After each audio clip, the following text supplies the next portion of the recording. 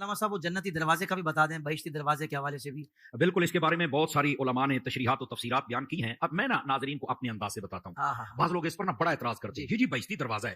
میں نے ایک کتاب میں پڑھا تھا اور یہ کتاب ڈائجسٹ ٹائپ تھی، اس کے اندر اعلیٰ حضرت تاجدار گولڑا پیر سیدنا مہر علی شاہ صاحب رحمۃ اللہ علیہ آپ کے حوالے سے یہ بات لکھی۔ آپ جب حضرت بابا فرید الملت والدین والحق آپ کے مزار اقدس پہ گئے تو آپ نے بھی خواہش کا اظہار فرمایا کہ میں نے اسی دروازے سے گزرنا ہے۔ اچھا، یہاں پر ایک مولوی تھا، وہ بڑا اس پر تقریریں کرتا تھا، آگ بگولا ہوتا تھا، ہر جمعے سڑ کے اس کا منہ کالا ہوا تھا، پتہ نہیں یہ کیا۔ اس کو جب پتا چلا نا کہ پیر مہر علی شاہ صاحب رحمۃ اللہ علیہ آ رہے ہیں، اس نے کہا یار بڑا پڑھا لکھا پیر ہے، سید ہے اور بڑا ٹنا ٹن مسئلے بیان کرتے ہیں، تو آج پتا چلتا ہے کیا جب پیر مہر علی شاہ صاحب ہے تو آپ نے بھی اظہار فرمایا۔ تو اس نے آ کر چند اس کے چمچے کڑچے بھی ساتھ تھے، میں تھوڑا پنجابی کا لفظ بول لیتا ہوں، تو انہوں نے آ کے شور مچانا شروع کر دیا۔ وہ آ کے کہنے لگے یہ آپ جیسا پڑھا لکھا پیر، کیا یہ شرک نہیں ہے، فلاں نہیں ہے، یہاں یہ نہیں۔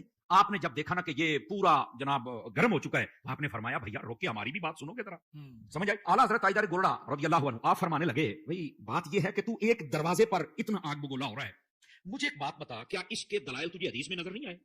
اس نے کہا حدیثوں میں ہے ہی نہیں۔ فرمایا میں حدیث پڑھتا ہوں تیرے سامنے، آقا کریم علیہ السلام نے کیا یہ نہیں فرمایا انما القبر روضۃ من ریاض الجنہ او حفرۃ من حفرۃ النار، کہ یہ جو قبر ہے یا تو جنت کے باغوں میں سے ایک باغ ہے یا جہنم کے گڑھوں میں سے گڑھا ہے؟ کہا بالکل یہ حدیث ہے۔ فرمایا رک جا پھر۔ فرمایا جہنم کا گڑھا کس کی قبر ہوتی ہے؟ کہا کافر کی۔ فرمایا بابا کے بارے میں کیا کیا؟ کہہ رہے تھے تو مسلمان ہوتا، لاکھوں مسلمان کی اپنی نگاہ فیض سے۔ اچھا، فرمایا مسلمان ہیں بلکہ مسلمان گر ہیں؟ کہا بالکل۔ ولی کامل ہے؟ کہا بالکل۔ فرمایا مسلمان کی قبر کیا ہوتی ہے؟ تو وہ کہنے لگا وہ جنت کا باغ ہوتی ہے۔ تو فرمایا بھائی اگر جنت کا باغ ہے تو سنیوں کو ابھی اس مسئلے کی صحیح طرح سمجھ نہیں آئی ہے، ورنہ چاروں طرف سے دروازے وہ بہشتی لگا لیتے، یہ تو قدموں کی جانب سے لگا ہوا ہے۔ کیا کہنے، باغ اگر ہے تو اس کو جدھر سے بھی دروازہ لگاؤ گے تو وہ باغ کا ہی دروازہ ہوگا نا۔ اگر مومن کی قبر یہ جنت ہوتی ہے تو جدھر سے بھی دروازہ لگاؤ گے تو جنتی دروازہ ہی بنانا۔ بہت اچھے۔ آپ نے جب یہ سمجھایا تو وہ حیران و ششدر رہ گیا۔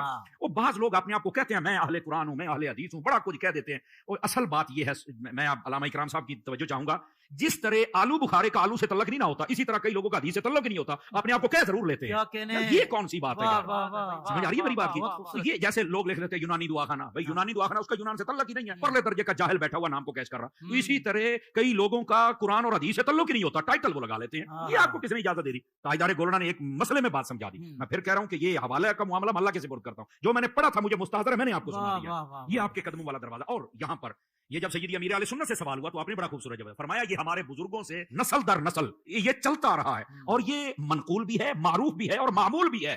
سمجھ آ رہی ہے؟ تو جب اتنی بات منقول و معروف و مشہور و معمول بیاہ ہو تو پھر ہم اس کا کیسے، ویسے بھی قبر جنت کا باغ ہے تو اس دروازے کو جنتی دروازہ کہنے سے مسئلہ کیا ہو رہا ہوتا ہے؟ ویسے بھی ضمنی معاملات ہوتے ہیں نا، ضمنی معاملات ہے، یہ کوئی عقائد کی اگر کوئی نہیں بھی مانتا اور اولیاء کو مانتا اور اس کی عقائد ٹھیک ہے، دیٹس اوکے، لیکن یہ کہ اس کا یہ مطلب نہیں ہے کہ اس دروازے کی وجہ سے تم اولیاء کے دشمن بن جاؤ اور جو جاتے ہیں ان کو مشرک بنا دو، تو ایسی بات نہیں ہے۔ کیا دنیا میں بھی جنتی دروازہ ہو سکتا ہے؟ یا جنتی دروازہ بھی ہو سکتا ہے، اور حدیثوں میں تو جنتی آدمیوں کا بھی تو پتہ چلا تھا نا، ہر نبی جنتی ہے یقینی طور پر۔ پھر صحابہ کرام 10 صحابہ مشہور ہیں جن کو جنت کی بشارت بزبان رحمت عالمیان صلی اللہ تعالی علیہ وآلہ وسلم دی گئی۔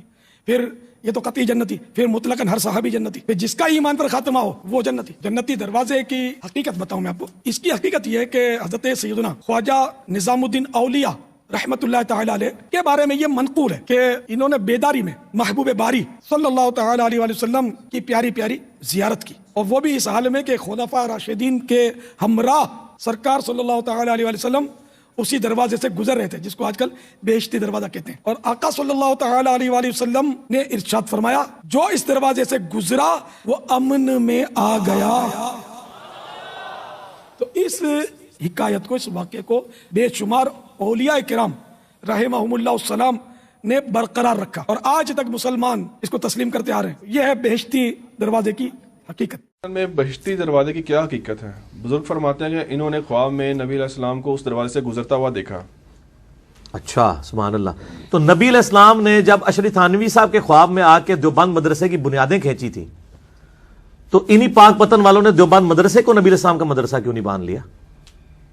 ٹھیک ہے نا، نبی علیہ السلام کو خواب میں دیکھنا یہ نہیں، میرا کلپ ہے خواب میں دیدار مصطفیٰ صلی اللہ علیہ وآلہ وسلم کی حقیقت، لاکھوں لوگ یوٹیوب پہ دیکھ، اس میں نے یہ پوری کی پوری ڈیٹیلز بتائی ہیں۔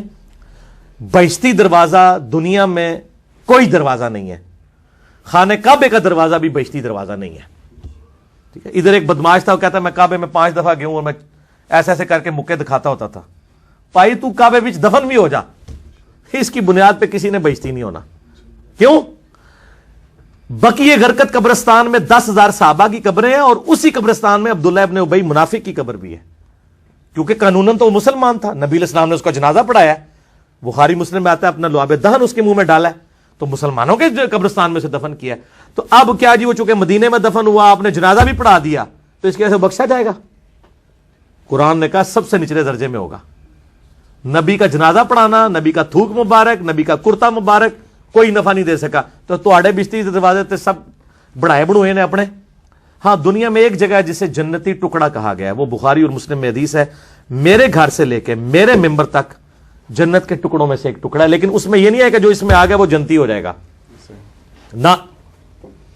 اگر کوئی کہتا ہے یہ ہے تو ان کو کہیں گے فلانے تواڈے جڑے دوسرے مخالف بزرگ نے ہوتے اتنے گئے ہوئے نے, کہیں گے نہیں وہ تو پاویں جتنے مرضی ٹر جائے نہیں ہوئے گا.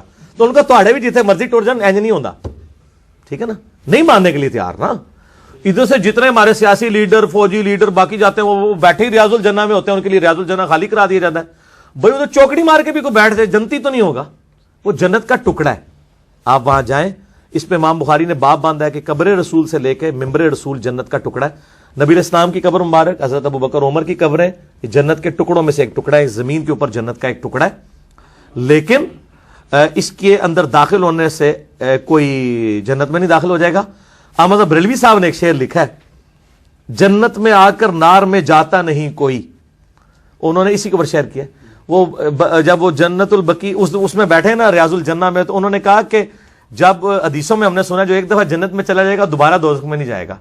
تو انہوں نے کہا یا اللہ میں ایک بار جنت میں آ گیا ہوں نا, تو اب میں امید کرتا ہوں کہ میں دوزخ میں نہیں جاؤں گا.